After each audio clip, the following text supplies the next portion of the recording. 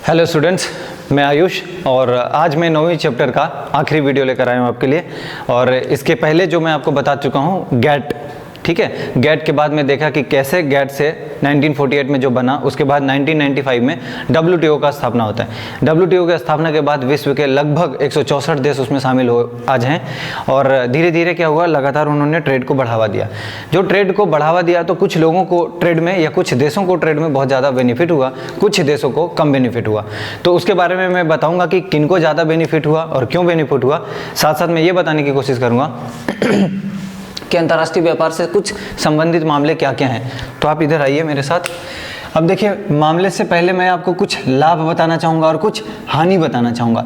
किनको लाभ हो रहा है जनरली, तो देखेंगे कि जो डेवलप्ड कंट्रीज हैं लाभ उनको ज़्यादा हो रहा है। जैसे राष्ट्रों को लाभ हो रहा है, कुछ राष्ट्रों को, उनमें से आपको याद रखना चाहिए डेवलप्ड कंट्रीज को लाभ ज़्यादा है। विशिष्टीकरण मतलब आप कोई भी सामान मांगोगे तो वो चीज़ उपलब्ध हो जाएगा, ठीक है। उत्पादन का स्तर क्या होगा, लगातार बढ़ रहा है। रीजन यहाँ पे क्या है, मशीन, ठीक है। मशीन और टेक्नोलॉजी की वजह से ये बहुत ज़्यादा प्रोडक्शन को बढ़ावा दे रहे हैं। वस्तु और सेवा विश्व स्तर पर उपलब्धता बहुत ज़्यादा है। इसका मतलब अगर प्रोडक्शन ज़्यादा होगा तो सामानों की उपलब्धता ज़्यादा होगा। जाहिर सी बात है, पहले एक मैन्युफैक्चरिंग करने के लिए, जैसे सेलफोन का ही मैं बात करूँ तो एक सेलफोन बनाने में कितना टाइम लगता था, लेकिन अब सेलफोन का प्रोडक्शन का रेट क्या है, काफ़ी ज़्यादा है। एक आप कुछ दिन यूज कर रहे हो तब तक दूसरी लॉन्च हो जा रही है। इसका मतलब बहुत ज़्यादा सामान उपलब्ध है। चाहे किसी भी सेक्टर की आप बात कर लीजिए, इधर टेलीकम्युनिकेशन हो और जो डेली नीड्स की वस्तु में हो। अभी देखिए, प्रतिस्पर्धा मार्केट में लगातार बढ़ रही है। रीजन बहुत सारी कंपनीज हैं जो एक ही टाइप की गुड्स को बना रहे हैं और ऐसे में उसका डिमांड बढ़ता है तो प्रतिस्पर्धा बढ़ता है, और प्रतिस्पर्धा बढ़ने के कारण वस्तुओं की, गुड्स की क्वालिटी बढ़ती है, ठीक है। अब इसका जस्ट अपोजिट में समझिए, विकासशील देशों में उद्योग क्या हो रहा है, समाप्त हो रहा है। ऐसा क्यों होगा? एक्चुअली जो विकासशील देश है वहाँ पे आपको पता होगा कि टेक्नोलॉजी कम है। चूंकि टेक्नोलॉजी कम है या मशीनरी कम है, इसकी वजह से एक समस्या क्रिएट होता है। क्या होगा समस्या? इसका जो प्रोडक्शन का रेट होगा वो कम होगा। अगर प्रोडक्शन रेट कम होगा तो एक और बात आप समझिए, यहाँ पे मैंने बताया कि प्रोडक्शन ज़्यादा होगा, यहाँ प्रोडक्शन कम होगा, साथ साथ मशीनें कम है। इसका मतलब इनकी जो क्वालिटी होगी वो उतनी अच्छी नहीं होगी, ठीक है। तो क्वालिटी उत्तम नहीं होगी, साथ साथ जो इनका प्रोडक्शन का रेट होगा, चूंकि मशीनों का अभाव है इसलिए क्वांटिटी बनेगी लेकिन कम बनेगी, इतनी मात्रा में नहीं जितनी मात्रा में ये बनाएंगे। एक और बात समझिए, इसका मतलब ये लोग आयात करेंगे, बिल्कुल करते हैं। जैसे अभी अब भारत के संदर्भ में देखें तो भारत ठीक ठाक मात्रा में चाइना के ऊपर आश्रित है। समझ पा रहे हैं ना, हमारा चाइना के साथ ट्रेड में घाटा है। रीजन हम बहुत ज़्यादा आयात करते हैं और निर्यात कम करते हैं। साथ साथ देखिए परनिर्भरता, इसका मतलब दूसरों देशों पे हम ज़्यादा आश्रित होने लग जाते हैं, क्योंकि हमारे देश में प्रोडक्शन नहीं होती। अगर प्रोडक्शन होगी तो जाहिर सी बात है रोजगार भी मिलेगा और हमारी इकोनॉमी को बढ़ावा भी मिलेगा। अब इस बात को समझिए, इन दोनों को पॉजिटिव और ये निगेटिव। इसके अलावा संबंधित मामले में बताऊं, जितना ज़्यादा डेवलपमेंट हो रहा है, लगातार क्या हो रहा है, वन उन्मूलन मतलब डिफॉरेस्ट्रेशन। इसका मतलब लगातार क्या हो रहा है, पेड़ों की कटाई जारी है। ऐसे में क्या होगा कि आप जो शुद्ध ऑक्सीजन की डिमांड करते हैं उसमें कमी आती है। देखने को भी मिल रहा होगा खासतौर तौर पे दिल्ली वगैरह के क्षेत्रों में। देखिए, नदी बांध, रिवर के ऊपर क्या लगातार बनाया जा रहा है, डैम बनाते हैं। और डैम बनाकर हम क्या करते हैं, पानी के फ्लो को मोड़ने की कोशिश करते हैं या रोकने की कोशिश करते हैं। वो एक आपदा को निमंत्रण देने का बराबर होता है। इसीलिए जनरली आप देखेंगे सरदार सरोवर बांध बहुत दिन से अटका हुआ था, फिलहाल जब से मोदी सरकार बना है वो भी बन चुका है। अब देखिए, खनन, माइनिंग, इन सब सारी वजह से क्या हो रहा है, माइनिंग भी अगर करेंगे तो आप कई बार देखिए खदान में आग लग जाता है मीथेन का रिसाव होने के कारण, या कई बार पानी बहुत ज़्यादा निकल जाता है, और कई बार तो देखेंगे माइनिंग से बहुत ज़्यादा पॉल्यूशन होता है, डस्ट निकल रहा होता है। इन सारी वजहों से क्या होता है, एक चीज जो बढ़ रहा है वो है पॉल्यूशन, प्रदूषण। प्रदूषण बढ़ने के लिए अगर आप देखेंगे तो ये एयर पॉल्यूशन भी कर रहा है, वाटर पॉल्यूशन भी हो रहा है, और साथ साथ आप लैंड पॉल्यूशन को भी निमंत्रण दे रहे हैं। एक बात समझिए, अगर एयर पॉल्यूशन होगा तो आपका जो ग्रीन हाउस गैसेस हैं, साथ साथ अभी नया शब्द सुनते होंगे PM 2.5 पार्टिकुलेट मैटर कहलाता है ये, और PM 10, इसका मात्रा बढ़ रहा है। ये डायरेक्ट से आपको क्या करता है, आपके लंग्स में आ सकता है, इनहेल कर सकते हो आप इसको, तो ये भी एक इशू है। साथ साथ वाटर पॉल्यूशन, देखिए जितनी ज़्यादा आप पेड़ों को काटोगे और जितना ज़्यादा आप खनन वगैरह काम करोगे, इंडस्ट्रियल इंडस्ट्रियलाइजेशन करोगे, उद्योगों को आप बढ़ावा दोगे, इसका सीधा मतलब है कि पॉल्यूशन होगा और उसका जो उद्योगों का अवशिष्ट पदार्थ होता है, वेस्ट मटेरियल होता है, वो किसी न किसी नदी में क्या करते हो आप, प्रवाहित कर देते हो। और वो नदी में प्रवाहित करते हो तो नदी तो पॉल्यूटेड होती है, साथ साथ नदी में उपस्थित जीव जंतु भी प्रभावित होते हैं। लैंड पॉल्यूशन भी देखते होंगे कि इसका अवशिष्ट लैंड पे भी फेंका जा रहा है, तो इसके चलते ये तीनों सेक्टर को देखेंगे पॉल्यूटेड हो रहा है, ये अच्छी संकेत नहीं है। और अगर पॉल्यूशन होता है तो मैं आपको एक शब्द जोड़ के बता दूं कि आप आपदा को बढ़ावा दे रहे हो। साथ साथ अभी बताया जब ग्रीन हाउस गैसेस है, इसका मतलब लगातार वैश्विक स्तर पर तापमान भी बढ़ रहा है। अगर तापमान बढ़ रहा है तो इसका मतलब है कि ग्लेशियर आपका क्या होगा, ग्लेशियर आपका मेल्ट होने लगेगा, और अगर ग्लेशियर मेल्ट होगा तो बाढ़ जैसी समस्याएं आएगी। अगर बाढ़ जैसी समस्या आएगी तो आपको पता होगा कि खेती मतलब कृषि कार्यों में साथ साथ जो मानव बस्तियां बसी हुई थी उस तट पे बहुत ज़्यादा समस्याएं होती है। इसलिए हे मानव प्राणी, इन सबको थोड़ा संभाल के कीजिए, वरना कोरोना टाइप का वायरस अटैक होता रहेगा। अब देखिए पोर्ट्स, पत्तन का मतलब क्या है, बंदरगाह, बेसिकली आप पत्तन ही कह लीजिए पोर्ट्स का।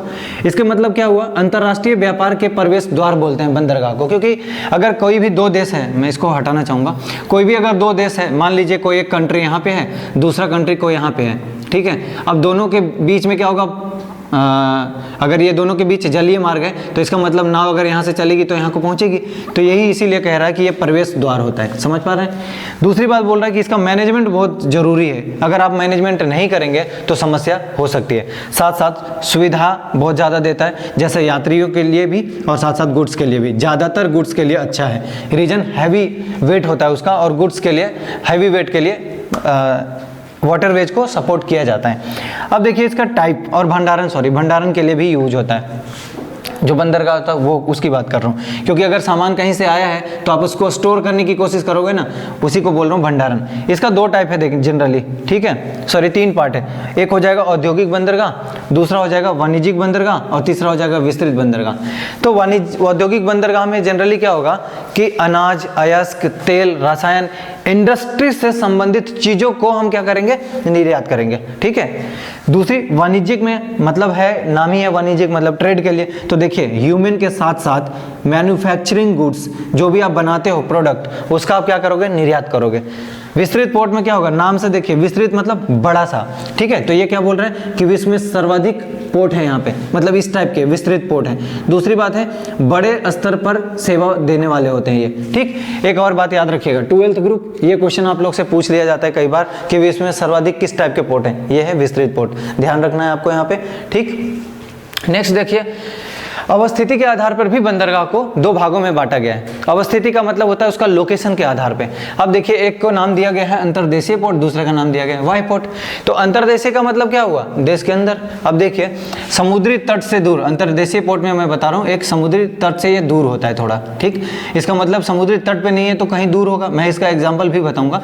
दूसरी बात, समुद्र से नदी या नहर के द्वारा जुड़ा होता है, डायरेक्ट समुद्र से नहीं जुड़ा होता है। जैसे आप देखते होंगे भारत का बहुत सारा ऐसा बंदरगाह, जैसे कांडला ले लीजिए, नावा शोवा ले लीजिए, न्यू मैंगलुरु ले लीजिए, कोची ले लीजिए, वो क्या है डायरेक्ट ओशियन से घिरा हुआ है। इस साइड में आप देखते होंगे अरब सागर है और अरब सागर के पास ये सारे सिचुएटेड है।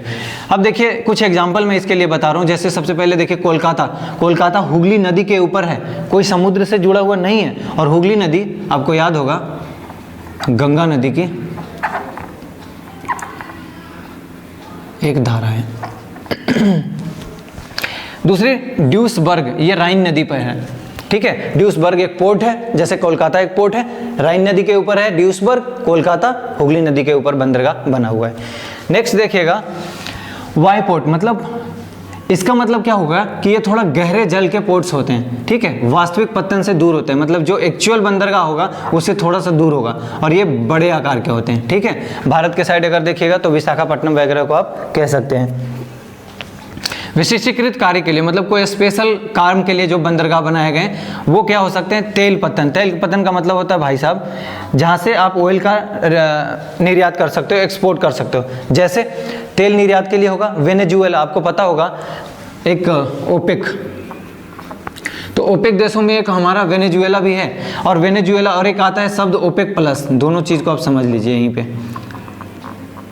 तो ओपेक प्लस अगर बोला जाए तो यहाँ पे कौन होगा, रसिया शामिल होगा। और ओपेक बोला जाएगा तो इसमें एक्चुअली 13 देश हैं, एक पहले 14 होता था, तो 13 क्यों हुआ? क्योंकि यहाँ से एक निकल गया, माइनस हो गया। कौन? आपको दिमाग में रखना चाहिए, कतर पहले शामिल था, अब हट चुका है। तो ओपेक क्या है? तेल निर्यातक देश है, तो उनको भी बंदरगाह की आवश्यकता होगी। इसी वजह से वेनेजुएला में एक बंदरगाह है, उसका नाम क्या है? माराकोइबो बंदरगाह। लेबनान के क्षेत्र में एक बंदरगाह है, उसका नाम है त्रिपोली बंदरगाह। ठीक है, ये इंपॉर्टेंट बंदरगाह है विश्व स्तर पे। क्यों ये इंपॉर्टेंट है? क्योंकि देख रहे हैं तेल निर्यात करने के लिए। दूसरी बात देखेंगे, मार्ग या विश्राम पत्तन। इसका मतलब हुआ आप कभी कहीं एक जगह से दूसरे जगह को ट्रेवल कर रहे हो, तो हो सकता है बीच में आपको रुकने की आवश्यकता हो। मे भी आपका पोर्ट खराब हो चुका हो, आपका स्टीमर खराब हो चुका हो, या बड़े बड़े जो शिप होते हैं वो खराब हो चुका हो, तो उसको रिपेयर करने की आवश्यकता होगी। हो सकता है आपको फ्यूल लेने की आवश्यकता होगी। ठीक है, हो सकता है आप मानसिक रूप से थकान महसूस कर रहे हो, तो इन सब कारणों की वजह से विश्राम पत्तन का निर्माण किया जाता है। देखिए, समुद्री मार्गों पर विश्राम केंद्र के रूप में विकसित किया गया है, मेंटेनेंस करने के लिए, साथ साथ फ्यूल या ईंधन के लिए। उसके बाद कहाँ कहाँ है? तो सिंगापुर में है, अदन की खाड़ी में है, होनोलुलु। ठीक है, ये सारे जगहों में है। होनोलुलु आपको बता चुका हूँ, हवाईयन द्वीप के ऊपर है। अदन की खाड़ी, अब जब भूमध्य सागर से स्वेज नहर से लाल सागर को क्रॉस करते हुए जाओगे हिंद महासागर में, तब आपको मिलेगा अदन की खाड़ी। अब एक बात समझिए, पैकेज स्टेशन बोलते हैं, ये कुछ नहीं है, फेरी पोर्ट भी इसको बोलते हैं। फेरी पोर्ट मतलब आप देखते होंगे कि लोग एक जगह से दूसरी जगह डोर टू डोर फेरी वाला जैसे आपके घरों के पास आता जाता होगा, तो यही है, एक छोटी दूरी के लिए बंदरगाह बनाया हुआ है। और ये इंग्लैंड में, जैसे एक एग्जांपल के लिए, इंग्लैंड में क्या है नाम? डोवर बंदरगाह, डोवर पोर्ट। ये भी इंपॉर्टेंट है, पूछ लिया जाता है कई बार, तो आपको दिमाग में रखना चाहिए। नेक्स्ट है आंत्रपोपत्तन या पोर्ट। तो आंत्रपोपत्तन क्या करता है? विभिन्न देशों से निर्यात हेतु वस्तुओं को लाया जाता है। जैसे मान लीजिए कि यहाँ पे जैसे सिंगापुर का क्षेत्र में देखेंगे, बेसिकली साउथ ईस्ट एशिया की मैं बात कर रहा हूँ, तो जहाँ जहाँ अलग अलग देश हैं, वो क्या करेगा कि सारे के सारे एक जगह सामान को ले आएंगे और वो ले आते हैं सिंगापुर में।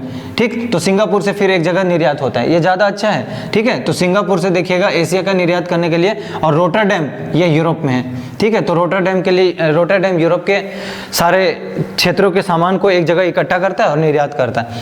लास्ट जो है वो है नौसैनिक पत्तन। इसका मतलब नेवी के लिए जो बंदरगाह होता है, तो देखिए ये युद्धक जहाज को क्या करता है? सेवा देता है। जो आपका वॉर के लिए शिप होता है, उसकी सेवा के लिए बनाया गया है। भारत में बेसिकली मिलेगा कोच्चि में। ठीक है, कोच्चि केरला में जो है। ठीक है, तो अब देखिए, अगर विश्व का बंदरगाह पढ़ रहे हैं तो भारत का भी बंदरगाह एक बार देख लेना चाहिए, कम से कम आपके नाम पता हो आपको। बाद में हालांकि मैं डिटेल से सारे टॉपिक को हैंडल करूंगा, तब मैं उस समय बताने की कोशिश करूंगा। देखिए, यहाँ पे एक मिलेगा आपको गुजरात में कांडला। मुंबई की तरफ आइएगा तो दो मिलेगा, एक है नावा शोवा, दूसरा है JNPT। थोड़ा नीचे आइएगा तो आपको मिलेगा मार्मा गोवा में। उसके नीचे आइएगा तो न्यू मैंगलोर मिलेगा आपको कर्नाटका में। नीचे आएगा तो मिलेगा कोच्चि बंदरगाह केरला में। इस साइड आएगा तो एक सबसे नीचे जो मिलेगा तुतीकोरिन, ऊपर फिर मिलेगा आपको चेन्नई, इसके ऊपर मिल जाएगा तो मिलेगा एन्नोर, फिर आपको मिलेगा विशाखापट्टनम, फिर आपको मिलेगा उड़ीसा में पारादीप, फिर ऊपर कोलकाता में दो मिलेगा, एक का नाम है कोलकाता खुद, मतलब वेस्ट बंगाल में दो मिलेगा, एक कोलकाता और दूसरे का नाम होगा हल्दिया। ठीक है, तो मैं शॉर्ट में आपको बताऊं, कोलकाता, हल्दिया, पारादीप, इसके बाद आपका आंध्र प्रदेश में मिलेगा वाइजैग विशाखापट्टनम वाला। उसके बाद यहाँ पे बताया आपका एन्नोर हो गया, चेन्नई हो गया, टी से तुतीकोरिन हो जाएगा। यहाँ पे आप आइएगा तो कोच्चि मिलेगा बंदरगाह, इधर आइएगा तो कांडला मिलेगा। यहाँ पे आपको बताया दो, एक तो JNPT बोल रहा और दूसरा नावा शोवा। यहाँ पे आएगा तो आपको मिलेगा मार्मा गोवा में। ठीक है, उसके बाद इस सेट में आएगा तो मिलेगा आपको न्यू मैंगलुरु। ठीक, तो इस तरह से भारत का मेजर पोर्ट है। बाकी हम नेक्स्ट जब आपको पढ़ाऊंगा इंडियन ज्योग्राफी, उसमें ये सारे कवर करूंगा बाकायदा डिटेल से, मैप में दिखा के। ठीक है, तब तक के लिए आप वेट कीजिए। नेक्स्ट चैप्टर है बस्ती, मानव बस्ती, तो वो हम लेकर आएंगे नेक्स्ट वीडियो में। तब तक अगर आप ये सारे वीडियो जो प्रीवियस हैं आप नहीं देखें तो एक बार जाइए, डिस्क्रिप्शन बॉक्स में मैंने लिंक दे रखी है, आप चेक करें और सारे वीडियोज़ को एक क्रमबद्धता रूप से देखें, तो उससे क्या होगा, आपकी समझ डेफिनेटली अच्छा हो जाएगा और आप मेंस हो या प्री हो, आप बहुत सहज महसूस करेंगे। समझ पा रहे हैं? तो आप ज़रूर ये काम करें। बाकी दोस्तों को आप शेयर कर सकते हैं, ज़रूर कीजिए, और ताकि लोगों तक मैं पहुंच सकूं। मेरा एकमात्र उद्देश्य यही है। धन्यवाद।